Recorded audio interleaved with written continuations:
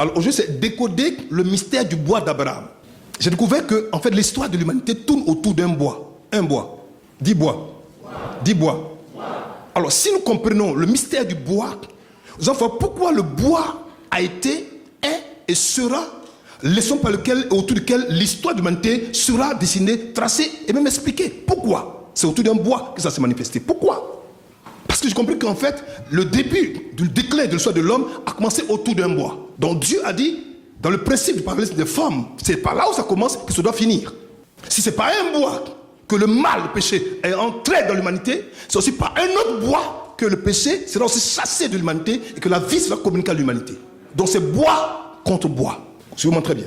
Voici qu'un jour, Dieu crée un homme appelé Adam. Adam veut dire tiré du sol, ou Adam avait dit le brun ou le sombre. Au moment où il est créé, il crée un jardin très beau dans lequel il place tout ce qu'il faut pour son bonheur et pour son épanouissement. Et ce jardin appelé l'Éden était l'endroit de prédilection où l'homme pouvait se développer, se manifester, se réaliser. Malheureusement, quand Dieu donne ce jardin à l'homme, il donne donc autorisation de manger de tous les arbres, donc de tous les bois de ce jardin d'Éden. Il devait en manger, mais il y a un bois duquel Dieu a dit, tu ne mangeras pas, car le jour où tu en mangeras, tu mourras. C'était le bois, la connaissance du bien et du mal. Ce qui m'a intrigué, c'est que il y avait un autre bois qu'on appelle le bois de vie, ou le bois de la vie, qui était au milieu du jardin. 10 milieux. 10 milieux. Donc il y avait un bois au milieu, il y avait un autre bois ailleurs, duquel Dieu a dit, tu ne mangeras pas. Le jour où tu en mangeras, tu mourras. Malheureusement, au lieu que l'homme s'attarde, se porte son attention sur l'arbre de vie pour en manger à profusion, il va plutôt regarder le bois, la connaissance du bien et du mal, et malheureusement, je ne sais pas où se trouvait Adam, son épouse va partir voir ce bois, il va avoir envie d'en manger. Et va regarder le fruit, il va dire, ouh, comme c'est bon à manger, c'est agréable à la vue. Et puis au moment où il s'y approche, voici qu'un ennemi bizarre appelé le serpent va être pris en otage par un autre ennemi appelé le serpent ancien, qui va entrer en ce serpent, qui enfin était un animal appartenant au bétail. Il va se servir de son corps pour tromper la femme et lui faire croire, faire comprendre que si elle mange de ce arbre dont Dieu avait porté interdiction, elle sera exactement comme Dieu, alors qu'elle était déjà comme Dieu. Mais elle ne le savait pas. Elle va manger de ce fruit, de le fruit de ce bois. Et voici que, au moment où il finit de manger, son époux qui certainement va venir peu plus tard après, va aussi prendre ce fruit, il va lui donner, tellement il est amoureux, il va même pas réfléchir. Il va aussi prendre le fruit de ce bois-là aussi, lui aussi va manger. Alors question, si Ève n'avait pas été créée, est-ce qu'Adam aurait péché contre Dieu?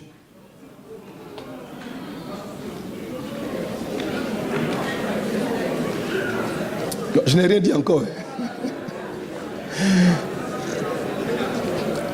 Parce que depuis que Dieu avait créé Adam n'avait pas porté son regard vers ce fruit. Mais dès l'instant où Dieu avait constaté qu'il était seul, qu'il avait besoin de compagnie, et que Dieu a dit, il n'est pas bon que l'homme soit seul. Moi, Dieu, je prends l'initiative, je prends la décision de créer une aide qui soit comme lui. Et au moment où il se fait tomber Adam dans un sommeil, dans ce qu'on appelle un coma spirituel, il va faire une chirurgie divine en sortant une corde pour faire une femme à son image et à sa ressemblance.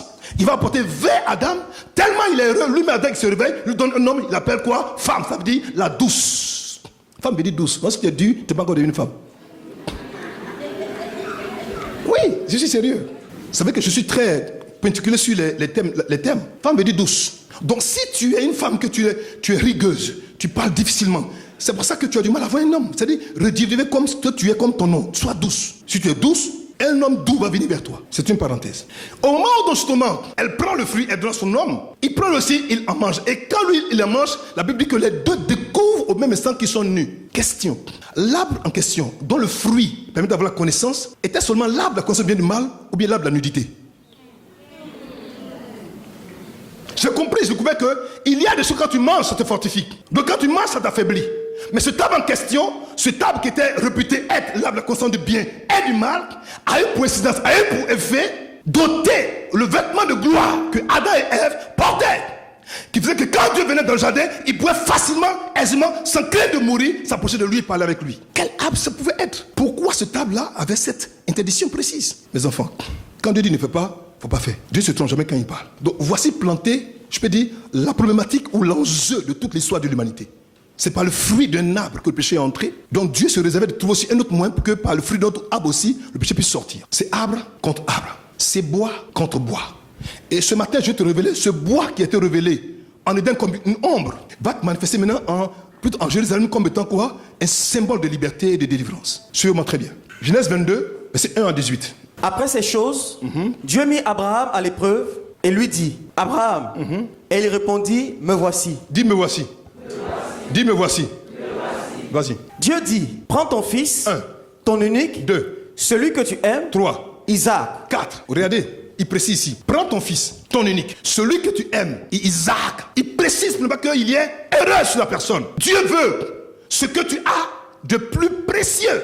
Mais quand Dieu te demande ces choses, il est tellement précis. Pour ne pas que tu dises, Seigneur, je n'ai pas bien compris. Lui-même, il va te montrer les caractères, ce qu'il veut de toi. Continue, mon fils. Va-t'en au pays de Morija, et là, offre-le en holocauste. D'accord. Sur l'une des montagnes que je te dirai. Vas-y. Abraham se leva de bon matin. Il s'est levé le soir. Il a attendu 2 jours, 3 jours, 20 jours. Continue. Sella son âne, et prit avec lui 2 serviteurs et son fils Isaac. Il fendit du bois pour l'holocauste et partit pour aller au lieu que Dieu lui avait dit. Le 3e jour, Abraham, levant les yeux, vit le lieu de loin. Et Abraham dit à ses serviteurs, restez ici avec l'âne. Moi et le jeune homme, nous irons jusque-là pour adorer et nous reviendrons auprès de vous. Abraham prit le bois pour l'holocauste, le chargea sur son fils Isaac et porta dans sa main le feu et le couteau. Et ils marchèrent tous deux ensemble. Ils ont fait quoi? Ils marchèrent tous deux ensemble. Continue. Alors Isaac, parlant à Abraham son père, dit, mon père. Et il répondit, me voici mon fils. Aïe.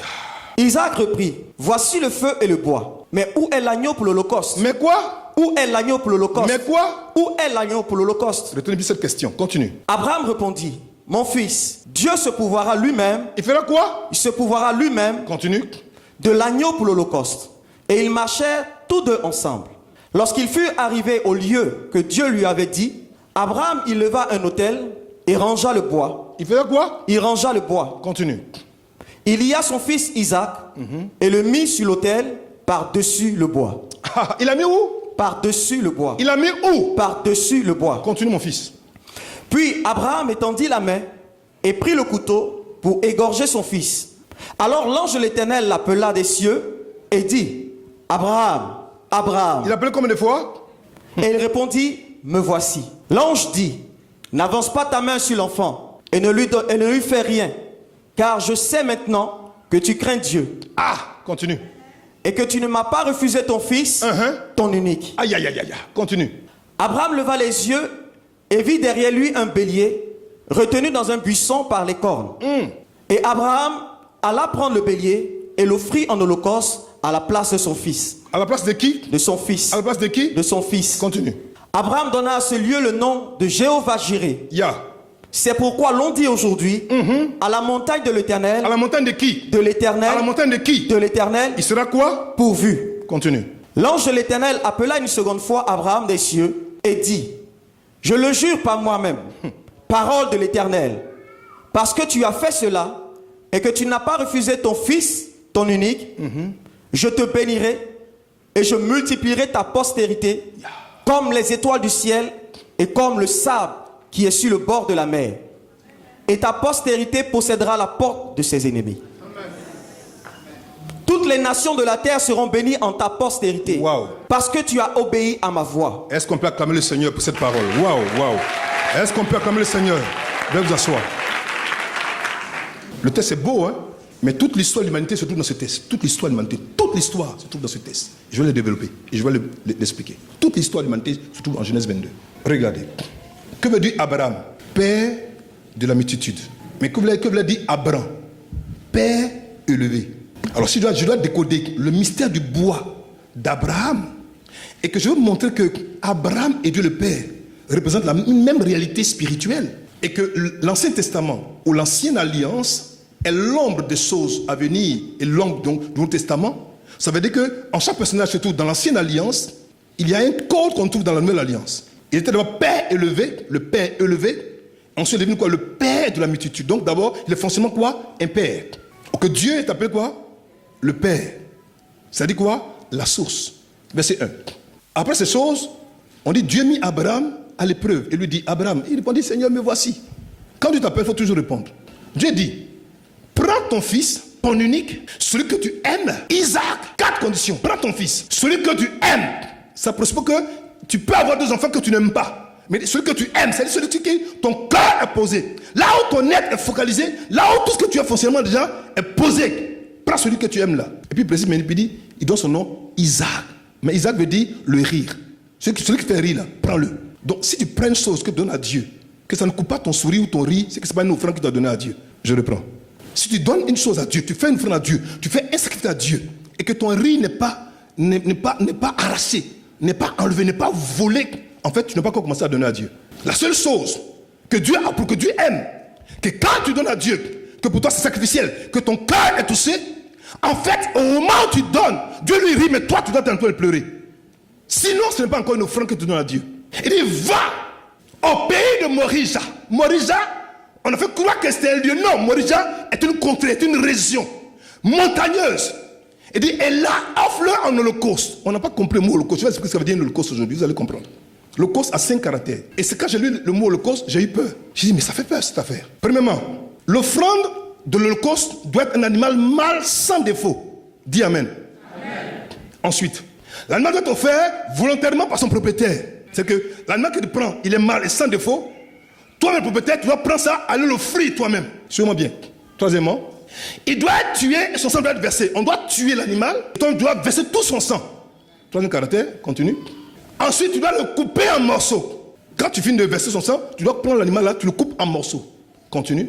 Finalement, on lavait l'animal et maintenant on le brûlait. C'est ce que Dieu demandait de faire à Isaac. Et Abraham a accepté. Dieu demandait à Abraham, prends ton fils, ton unique, celui que tu aimes, prends-le volontairement. Toi-même décide, sois courageux, prends-le et va sur le mont Morija et prends cet enfant là déjà, égorge-le, découpe-le en morceaux, lave-le et ensuite brûle-le pour moi. Quand j'ai senti l'odeur, je te bénis. C'est ça le mot holocauste. C'est pour ça que vous allez voir que ici, quand il y a eu l'histoire des Juifs qui ont été tués, on a dit l'holocauste, c'est venu de cette situation. C'est venu de là. L'holocauste juif là, c'est voilà le mot, voilà l'origine du mot. Parce qu'ils ont été brûlés dans des fours crématoires. Imaginez-vous un homme qui, après plus de 25 ans d'attente, reçoit le fruit de sa foi, sa persévérance. Et c'est quoi son cœur fondé, basique. Il aime son fils. Quand il le regarde, il sourit, il rit. Il sent son avenir, pendant sa vie, son avenir assuré. Et ce sur quoi son cœur est plus focalisé, Dieu lui dit un matin à Abraham, il dit oui. Il dit prends-le, va l'offrir en holocauste. Abraham comprend français. Il a bien compris ce que ça veut dire. Mais Abraham n'a pas attendu 2 jours, ni 3 jours, ni une semaine comme tu le fais, ni 1 mois, ni 2 mois, parce que tu as donné à Dieu un sacrifice. Abraham dit le lendemain, ça dit que ça s'est passé en 4 jours. Le jour où Dieu a parlé à Abraham, et le jour où Abraham, le lendemain, il s'est levé de bonne heure, de très bonne heure. Verset 3, de bonne heure, il s'est levé. Il a scellé son âne. Il prend 2 serviteurs. Lui-même, il va faire quoi? Il va fendre du bois. Je me suis posé une question. Abraham était un homme qui avait beaucoup de serviteurs.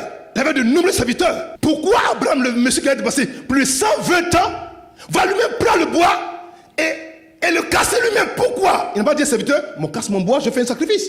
Pourquoi lui-même il a fait de bois? Ce bois est un bois différent. Il y a bois et puis il y a bois. Habituellement, Abraham sacrifiait des sauces et certainement et assurément, les serviteurs cassaient le bois pour le sacrifice. Mais cette fois-ci, lui-même, le vieux serviteur, va casser le bois qui va servir à offrir son fils en holocauste. Le bois d'Abraham. Il le casse lui-même à son âge. Il va le fendre. Il le prépare. Et il part maintenant pour le sacrifice. Au lieu qu'il doit montrer, il va marcher 3 jours. Le 3e jour, Abraham, il lève les yeux. Il voit le pays de Morija, la chaîne montagneuse où il doit offrir son fils. Imaginez-vous, durant tout l'instant, du jour où Dieu lui a parlé, la nuit il a dormi. Je suis convaincu d'une chose qu'Abraham n'a pas dormi ce jour-là. Il n'a pas dormi. Abraham a dû passer toute la nuit pour dire, mais attends, Dieu m'aime, il sait qui je suis, que je l'aime. Pourquoi encore il me demande pourquoi il me demande encore cette fois-ci d'offrir mon fils? Mais bon, c'est Dieu. C'est lui qui m'a donné. S'il veut prendre, je lui donne ce qu'il m'a donné. Ça, c'est ça qu'on appelle un adorateur. Tout le monde n'est pas adorateur. Parce que le mot adoration et le mot sacrifice vont de pair. Ils sont quoi? Synonymes. On ne peut pas adorer sans sacrifier. On ne peut pas sacrifier sans avoir adoré. Mais quand il voit le lieu de loin, je suis convaincu que ses entrailles ont dû s'émouvoir. Il a senti en lui quelque chose qui l'a envahi. Mais il est resté ferme du début jusqu'à la fin. Arrivé à un moment, il va à ses serviteurs. Ils arrivent à un moment donné, il va voir séparation entre Abraham et son fils, l'âne et les serviteurs. Je me suis demandé pourquoi il y a cette séparation. Parce qu'il y a des sacrifices, on ne fait pas avec tout le monde. On ne fait qu'avec les fils ou les filles. Le serviteur peut t'abandonner. Il peut te quitter. Il peut te juger. Il peut même te critiquer. Et ça ne le gêne pas. Mais un fils n'acceptera jamais qu'on parle de son père. Même si c'est un ivrogne, il n'acceptera jamais. Abraham dit, écoutez, vous êtes mes serviteurs, merci pendant longtemps, vous êtes fidèles, m'a accompagné jusqu'ici, vous avez marché avec moi pendant 4 jours, pendant 3 jours, pardon, mais restez ici. Là où ça a commencé, là, c'est entre mon fils et moi. Mais il dit, vous restez ici quoi? Avec l'âne. Pourquoi l'âne? Pourquoi cet animal? L'âne était un animal, à l'époque, qui était tué par les rois, comme un animal pour la monture, pour le déplacement. Il était très prisé, très important. Je suppose que depuis le jour où ils ont quitté Beersheba pour aller à Morija, le bois en question qu'Abraham avait cassé était sur l'âne. Mais arrivé là précisément, quelque chose va m'intriguer encore. Le même serviteur, le vieux serviteur, lui-même, qu'est-ce qu'il va faire? Au moment où il va séparer toutes choses, il va dire, moi le vieux serviteur, nous allons là pour adorer, on va l'adorer, et nous allons quoi? Revenir auprès de vous. Peut-être il savait qu'il partait le tuer, mais il dit, on va revenir auprès de vous. D'où est venue sa foi? Savoir que s'il part obéir à Dieu, le Dieu à qui il a cru, le Dieu qu'il aime, le Dieu qui s'appelle, allait faire revenir cet enfant avec lui. Abraham croyait au pouvoir de la résurrection. Pourtant, à son temps déjà, on n'avait pas entendu que quelqu'un avait été ressuscité avant lui. Mais il croyait en ça. Donc, de façon prophétique déjà, il avait déjà anticipé. Parce qu'Abraham était quoi? Un prophète. Alors, Abraham prit le bois. C'est bizarre. Pourquoi lui prend le bois? Il n'avait qu'à prendre le bois. 24 mois, serviteur, prenez le bois et mettez sur Isaac. Mais lui-même, Abraham encore, prend le bois. Comme s'il ne voulait pas que n'importe qui touche à ce bois-là. Celui Abraham, sacrificateur, et Isaac, sacrifice, pouvait comprendre le mystère du bois d'Abraham. Il prend le bois lui-même et il le chargea sur son fils. Dis chargea. Dis chargea. Dis chargea. Ça vous dit rien?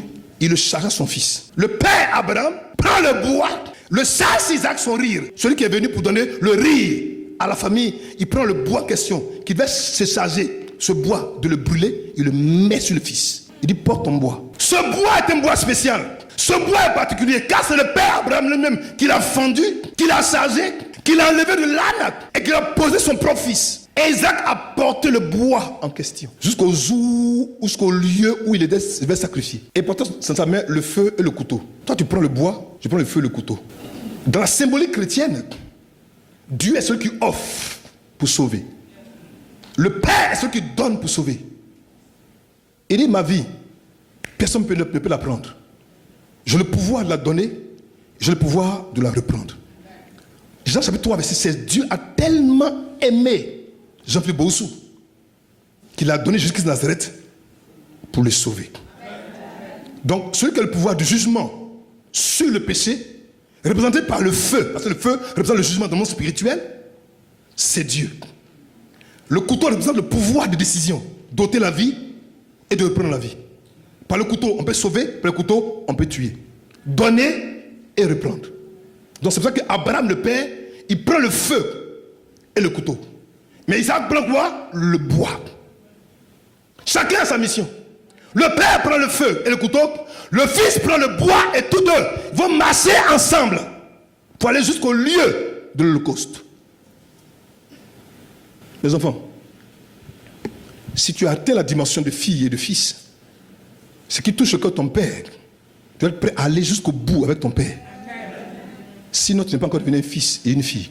Là où les chrétiens se font avoir, c'est quand on leur demande maintenant d'agir comme des fils, d'agir comme des filles, d'être prêts à marcher ensemble avec le Père, au même pas, au même rythme, être prêt à la même dimension. Et regardez, une chose va m'intriguer ici, vous allez voir, verset 7. Alors Isaac, parlant à son père Abraham, lui dit, mon père. Et puis il répondit, me voici. Ça fait 2 fois. La première fois, Dieu l'a appelé, il a dit, me voici. Voici son fils l'appelle, il dit, me voici. Isaac reprit, voici le feu, voici le bois. Il n'a pas mentionné le couteau. Voici le feu, voici le bois. Il dit, mais où est l'agneau pour l'Holocauste? Je vous dis une seule chose, c'est la question de toute l'histoire de l'humanité. L'histoire de l'humanité est une histoire d'agneau. Il dit, Père, je sais qu'on sacrifie, qu'on fait les autres. Je sais, il m'a déjà montré, j'ai déjà suivi déjà. Mais où se trouve, voici le feu, voici le bois, mais où est l'agneau pour le sacrifice? Regardez, votre fils, on vous a demandé la nuit d'aller le tuer. Et le nuit que le sacrifice, il va parler à Abraham. Il lui pose une question. Alors qu'ils marchent ensemble. Il est content. Laisse son père. Donc, il est en sécurité. Il est serré. Il est tranquille. Il est confiant. Il n'a pas peur. C'est son père. Son père qu'il aime. Et l'enfant va lui poser une question qui a désiré le cœur d'Abraham. Mon père, voici le feu, voici le bois. Mais où est l'agneau pour l'Holocauste? Il y a 2 implications. Je vais vous le lire pour que vous puissiez comprendre. Il y a 2 implications. Premièrement, Abraham va répondre, verset 8, pour dire, Abraham va dire, mon fils, Dieu se pourvoira lui-même de l'agneau pour le sacrifice. Et cela veut dire 2 choses. Dieu lui-même cherchera l'agneau. Dans ce cas, l'agneau vient de Dieu. Ensuite, Dieu lui-même s'offrira comme agneau de sacrifice. Dans ce cas, Dieu est agneau. Je reprends. La réponse d'Abraham vous dit, Dieu se pourvoira lui-même. Parce qu'Abraham n'a pas dit, Dieu pourvoira à l'agneau. Dieu dit, Dieu se pourvoira lui-même. C'est un verbe transitif, se pouvoir. Il dit, Dieu se pourvoira lui-même de l'agneau. Pourquoi se pourvoira? Ça veut dire que soit Dieu lui-même donne l'agneau, ou bien Dieu lui-même deviendra l'agneau. Se pouvoir lui-même de l'agneau. Parce que quand Isaac parle, ça veut dire que tous les endroits où on peut acheter un agneau déjà, il avait déjà dépassé. Il partait maintenant dans un endroit vierge. Là où on ne peut pas trouver un animal. L'enfant, il réfléchit, il dit, mais père, je regarde qu'on a dépassé tous les villages, les serviteurs sont partis, on ne peut pas venir avec un agneau de la maison. Mais on a le bois, on a le feu. Mais où est l'agneau? Abraham répond pour dire, Dieu va se pouvoir lui-même de l'agneau. Il va se pouvoir. Alors, il est ok, d'accord, et il continue le chemin. Continuons, verset 8. La réponse d'Abraham était tellement prophétique, c'était tellement profonde, que je me suis demandé une seule chose, d'où est venu. Verset 9. Lorsqu'il fut arrivé au lieu que Dieu lui avait dit, Abraham y éleva un autel et rangea encore le bois. Donc, depuis tout cet instant, la seule personne capable de toucher le bois, c'était Abraham ou son fils. Donc, il va quoi? Il fait un autel de 12 pieds, élevé, et ensuite, il prend le bois, il met le bois dessus, et ensuite, il prend son fils, il lit son fils d'abord, il le ligote très fort, il le soulève lui-même et le dépose sur le bois. Je vous pose une question. Regardez-moi.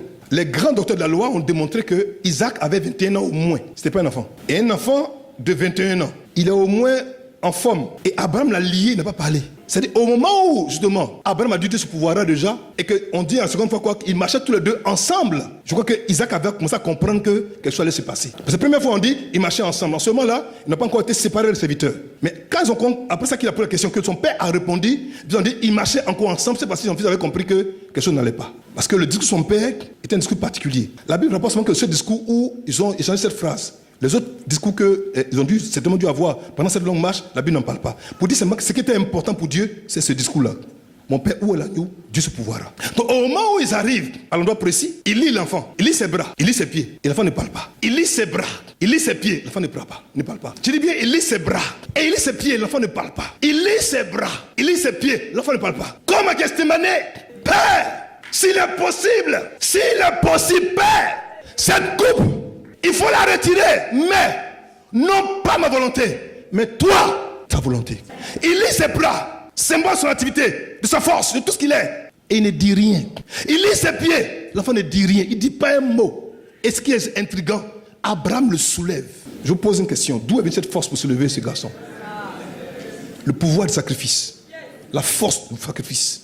Il le soulève, il le met par-dessus le bois. Je vais vous révéler un mystère. Quand on fait un holocauste pour que ça brûle, on met l'offrande sur le rocher, on met le bois dessus. On ne fait pas l'inverse. Parce que si tu mets le bois en dessous, pour brûler, ça va être compliqué. C'est le bon sens. Je reprends. Quand tu veux faire brûler quelque chose, tu fais un autel, l'animal que tu veux brûler, tu le mets en dessous, tu mets le bois au-dessus de l'animal et tu brûles le bois. Mais si tu le mets en dessous, c'est compliqué.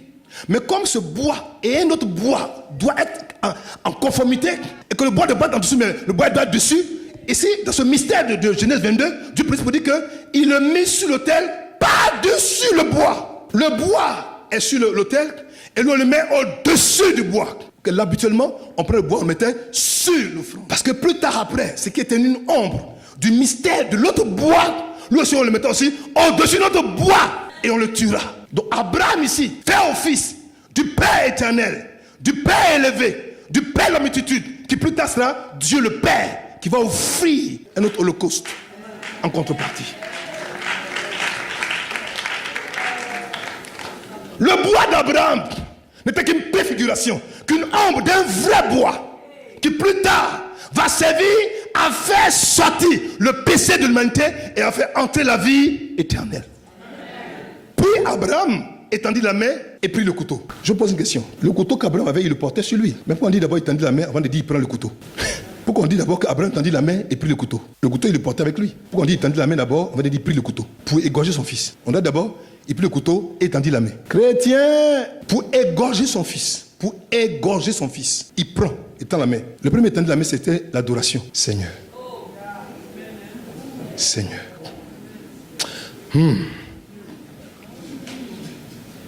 Quand tu dois faire comme ça, Seigneur, Seigneur, il tendit la main, il prit maintenant le couteau. La première main est une main d'adoration. Une main de dire Seigneur, je suis enfin prêt. Tu as demandé de venir adorer, je suis venu adorer. Il a dit, le jeune serviteur et moi, nous irons là-bas pour adorer. On va pour adorer. Donc Seigneur, je suis venu, j'ai fait l'autel, je l'ai mis dessus. Maintenant, je vais passer à l'acte. Il prend maintenant son couteau. Au moins, il prend le couteau. Il va égorger l'enfant. Alors, l'ange de l'Éternel l'appela des cieux, pas de la terre. Des cieux. C'est ce que ça veut dire en français. Ça veut dire que la voix a traversé tous les cieux jusqu'à arriver sur le mont Morija. Il lui dit, Abraham. Et il répondit, mais cette fois-ci, me voici. Ça fait 4 fois il dit, me voici. Il dit, n'avance pas la main sur l'enfant et ne lui fais absolument rien. Car je sais maintenant que tu crains Dieu.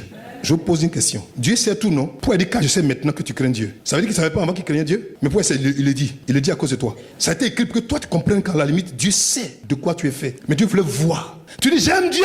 Il dit, montre-moi que tu m'aimes. Seigneur, je t'aime. Il dit, montre-moi que je vois. Pour voir, c'est pour voir. Pour voir, c'est pour voir. Si tu arrives à pouvoir quelque chose, Dieu verra cette chose. Dieu veut voir si tu crois vraiment en lui, que tu fais confiance. Crois-tu en Dieu? Est-ce que tu lui fais confiance? Il dit, car je sais maintenant que tu crains Dieu et que tu n'as pas refusé ton fils, ton unique. Tu ne l'as pas refusé. Qu'est-ce que tu as de précieux que Dieu t'a demandé et que tu as du mal aujourd'hui à offrir à Dieu, que tu fuis la présence de Dieu, comme si Dieu ne t'a pas donné cette chose? Qu'est-ce que tu as? Dieu t'a dit, prends et donne. Et tu luttes avec Dieu. Tu luttes, tu te bats. Pourtant, Dieu a offert son fils, que toi et moi on soit sauvés. Son fils était son plus grand trésor dans tout l'univers. Son fils c'était quoi? Son plus grand trésor. Il a offert, la Bible précise, alors que nous étions encore des pécheurs, Christ est mort pour des impies. Ça dit toi et moi. Pourquoi? Quand il s'agit d'adorer, de sacrifier, tu n'as pas le temps pour Dieu. Pourquoi? Quand il s'agit de faire pour Dieu, tu calcules, tu réfléchis, tu mets du temps. Écoutez, je vais vous dire une seule chose. Quand tu te donnes un ordre de faire une chose, plus tu tardes à obéir, plus tu t'éloignes de ton obéissance, plus tu t'éloignes de ton miracle. C'est quand tu dis là, en fait, c'est toi-même qui éloigne ton miracle. Mais ta spontanéité et la hâte avec laquelle tu fais ces choses déjà, fera que ton miracle va venir plus vite que tu ne crois. Abraham lève les yeux et voit derrière lui un bélier. Je vous explique la scène. Donc Abraham est tué ici. Et puis il lève les yeux et voit derrière lui. Il y a un problème. Regardez. Je suis ici, je suis en train de couper. On dit Abraham leva les yeux et vit derrière lui. Comment on peut s'il veut lever les yeux? Donc il regardait où? Il regardait où? J'explique. En fait, à son nom peu précis déjà, il y avait 2 réalités spirituelles. N'oubliez pas que Dieu a parlé des cieux. Et quand Dieu parle des cieux, ça veut dire qu'automatiquement le monde terrestre est affecté par la dimension de la gloire de Dieu. Au moment où Abraham est sur le point d'offrir le sacrifice déjà, comme sacrifice est le mystère du sacrifice à venir, automatiquement, c'est-à-dire que tout le corps céleste déjà est interpellé pour voir si elle est partie jusqu'au bout. Quand Abraham avait déjà, après la décision de Dieu, il va couper automatiquement déjà, boum, il y a un mystère. Le bélier est venu au moment où Abraham était prêt à offrir, boum, le bélier a été pourvu. C'est ce que j'appelle le bélier providentiel. Mais en fait, vous savez, c'est-à-dire quand Abraham était prêt à tuer et que Dieu a demandé de regarder par derrière, en fait, le regard d'Abraham par derrière déjà, c'est le regard de Dieu vers toi. Quand le Christ est monté sur la croix, qu'on l'a immolé, que tous les péchés sont tombés sur lui, boum! La Bible dit que Dieu ne peut pas voir le péché, parce que le péché pour lui est trop grave. Qu'est-ce qu'il a fait? Il a tourné son regard.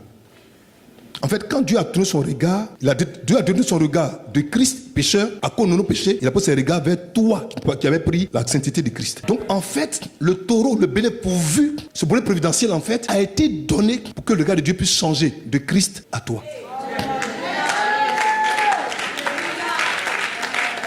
Maintenant, j'explique pourquoi. Parce que celui qui était sur la croix était le symbole du salut de l'humanité. Donc, ce qui était bon. Maintenant, pourquoi encore c'est dans un buisson que le bélier a été retenu? J'explique. Parce que celui qu'on appelle le Fils de Dieu, le roi de gloire, le prince de vie, quand il a été pris, qu'on a martyrisé, qu'on a botté tout et tout, les soldats ont fait quelque chose de pas compris. En fait, le buisson où le bélier avait retenu est un buisson épineux. Allez-y voir. Buisson, ça veut dire quoi? Racine épineuse. Vous allez voir. Alors, en fait, la couronne qui a été tressée pour mettre sur sa tête, c'est pour dire que le bélier caché là-bas, le bélier qu'on a bloqué là-bas, qui était bloqué quelque part, en fait, plus tard, parce que le corps représente la puissance, la force, l'autorité, le pouvoir. Donc pour le neutraliser, on a pris un buisson épineux pour dire, par volonté, lui-même a décidé que mon pouvoir là, je le laisse. Quand ils l'ont couronné de buissons d'épines, c'est pour dire, celui-là, plus tard, le grand Dieu, le puissant Dieu, le Dieu fort, il sera immobilisé quoi par un autre buisson.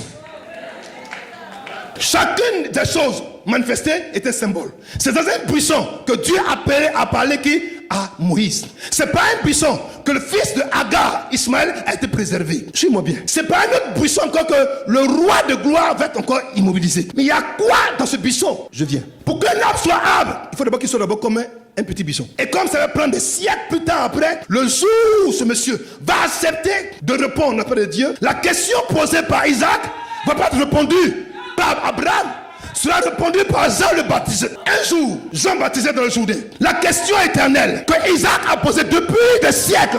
On n'a pas posé de question à Jean-Baptiste. Lui-même va répondre, voici l'agneau de Dieu qui va ôter Le péché du monde, le voici. En fait, Jean-Baptiste était l'Élie à venir. Élie est le symbole de celui qui détient l'onction par excellence. Il doit préparer le chemin du Seigneur. Au moment où Isaac, symbole du Christ, du Fils, pose la question pour dire mon père, voici le feu, voici le bois. Mais où est l'agneau? Abraham n'a pas répondu. La semaine que Dieu a ce pouvoir. Jean-Baptiste va reprendre la question posée depuis les temps immémoriaux, depuis des siècles. Il va parler, il va annoncer, il va libérer, il va dire voici l'agneau de Dieu qui offre. Pour un point, il n'a pas dit voici le mouton, le cabri. Il a dit voici l'agneau. Parce que Isaac a dit mais Seigneur, où est l'agneau? Il dit voici l'agneau.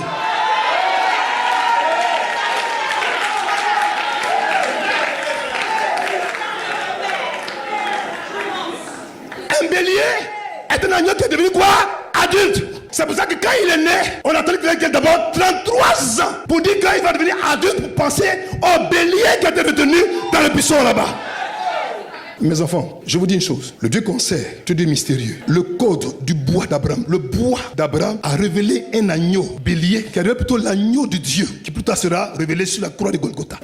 Abraham est le symbole, est le type du Père éternel, mais qui obéit, qui est passionné, qui aime tellement son fils, aime son Dieu qu'il est prêt à tout pour que son Dieu soit content de lui. Abraham a démontré comme Dieu, il nous aimait tellement. Alors que nous étions encore des pécheurs, des menteurs, des braqueurs, Dieu a eu pitié, dit, je vais le sauver. Il regarde autour de lui. Le principe c'est que sans effusion de sang, il n'y a pas de pardon de péché. Mais quel sang? Pas n'importe quel sang. Quel sang? De bœuf? Non. De mouton? Non. De cheval? Non. Quel sang? Il regarde tout de lui. Le sang de Dieu. Le sang d'origine divine. Le sang vient de Dieu. Vous savez ça? Le sang vient de Dieu. Donc pour que Dieu soit apaisé, il faut le sang. Mais il fallait qu'un homme vienne de façon mystérieuse pour avoir ce sang-là. Regardez. Abraham et Dieu le Père ont des choses en commun. Tous les deux avaient des fils uniques. Tous deux avaient un fils bien-aimé.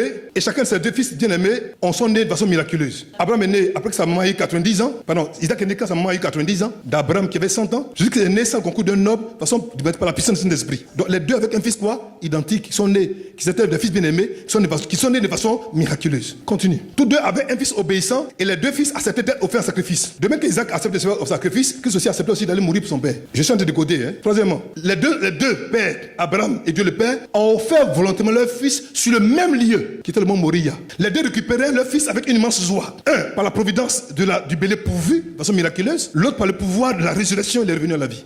Cinquièmement, les deux filles de grands préparatifs pour le mariage de leur fils. Abraham a préparé un mariage puissant pour Isaac. Christ aussi a préparé les noces de l'agneau pour son fils.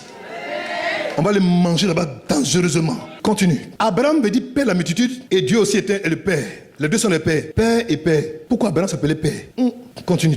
Pour avoir accepté de donner leur fils unique qu'il aime, ils ont eu beaucoup de fils. Abraham a beaucoup de fils. Juste toi, tu es fils d'Abraham aujourd'hui. Notre père aussi. Voilà ces fils ici qui sont là aussi, sont les croyants. 8e point. Le bois d'Abraham a révélé la couronne de Dieu. Le premier était l'homme du second. Je vous remercie.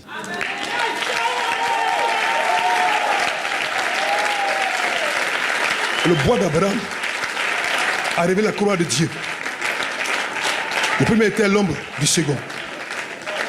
Alors, je vais te donner un petit test pour terminer avec ça. Jean chapitre 8, versets 57 à 58, version parole vivante. Je vais sceller tout ça avec ça. Quoi, lui dit-il? Alors, tu n'as même pas encore 50 ans et tu prétends avoir vu Abraham? Mais tu n'as pas encore 50 ans et tu prétends avoir vu Abraham? Tu n'as pas encore 50 ans et tu prétends avoir vu Abraham? Vraiment, je vous l'assure. Leur répondit Jésus. Avant qu'Abraham soit venu à l'existence, moi je suis. Question. Il y a un problème là. On dit, tu n'as pas encore 50 ans, tu as vu Abraham? Non. Il a répondu à la question, il n'a pas compris. C'est pas lui qui a vu Abraham, c'est Abraham qui l'a vu.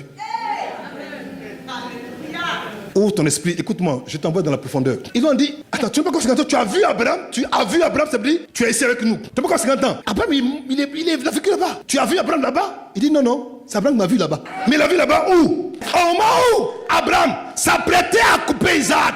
Quand Dieu a dit, il faut te tourner, regarde le bélier. Abraham était un prophète. Ce qui caractérise le prophète, c'est la vision. Abraham avait vu dans le buisson, là où c'était connu déjà, il a vu la couronne plantée comme ça, il l'a vu. C'est la seule fois où les deux se sont rencontrés avant que Christ ne vienne sur la terre. C'est parce qu'il faut ça que c'est pas lui qui a vu Abraham, c'est Abraham qui l'a vu. Je reprends pour ceux qui n'ont pas encore bien compris. Je reprends. Ces deux choses sont passées à deux époques différentes. Mais la Bible dit que l'Ancien Testament est l'homme des choses à venir. C'est-à-dire que tout ce qui est l'Ancien Testament, en fait, est couvert, comme un mystère, est voilé. Donc pour mieux comprendre les choses du Nouveau Testament, dans la Nouvelle Alliance, il faut se référer toujours à l'Ancien Testament, à l'Ancienne Alliance. Il faut regarder dans le contenu.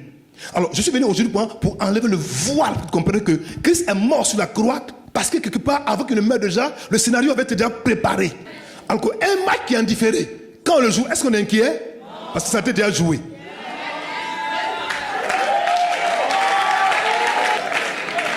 Ok? Donc au moment où justement Dieu dit à Abraham, prends ton fils, ton unique, celui que tu aimes, Isaac, au moins il le dit dans le conseil divin, le conseil éternel disant, l'agneau éternel était déjà mis en préparation. 1 Pierre 1 verset 20, mon fils, donne-moi le test. Tout est dans la parole de Dieu. 1 Pierre 1 verset 20, regardez, donne-moi le test, ils vont lire. Puis on revient après sur le test de Jean 8, parole vivante. Dès avant la création du monde, Dieu l'avait choisi et désigné pour cette mission. Mais il n'a paru que maintenant, dans cet âge final de l'histoire, pour agir en votre faveur. Ah! Continue. Car c'est grâce à lui que vous avez trouvé la foi en Dieu. Ce Dieu qui l'a ressuscité des morts et l'a comblé de gloire et d'honneur. Point. Mais qui a été prédestiné avant les âges? L'agneau de Dieu. Avant que les âges ne soient, Dieu a pourvu à un agneau qui existait. Pourquoi un agneau? Pourquoi pas un cabri? Pourquoi pas un cheval? Mais un agneau. Parce qu'il savait que plus tard dans l'histoire, une question relative à l'agneau serait posée. C'est l'agneau de Dieu prédestiné avant la fondation du monde. Un agneau avait été prédestiné, avait été gardé, avait été mis au sceau. C'était quoi l'agneau de Dieu? C'était qui? Dieu lui-même. Cet agneau a été mis en réserve. C'est-à-dire que cet agneau-là, il n'a pas d'âge. C'est pour ça que les cornes sont symbole de sa force, de sa puissance, de sa toute puissance.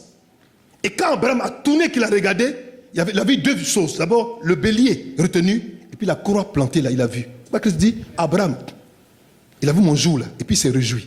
C'est ce jour-là. Il avait compris qu'il y a eu substitution. Il a pris ta place. C'est pourquoi il a dit, vous dites, mais tu n'as pas considéré, tu as vu Abraham? Il dit non, je n'ai pas vu Abraham, c'est Abraham qui m'a vu. C'est lui qui m'a vu, pas moi. Parce que c'est pas moi qui regarde, c'est l'autre qui me regarde. Je suis l'objet du regard et non l'inverse. C'est moi qu'on a regardé, c'est pas l'inverse. Qu'est-ce que Jean-Baptiste a dit? Il dit avant qu'il ne soit, avant que moi je ne naisse là, lui il était déjà. Jean-Baptiste lui ça déjà, pourtant il avait 33 ans. Jean-Baptiste son grand frère de 6 mois. Mais pourquoi il le dit? Parce qu'il avait compris le mystère. Il marchait humainement comme un homme, mais en fait spirituellement c'était son père. Ça va? C'est plus clair maintenant? Est-ce qu'on peut acclamer le Seigneur?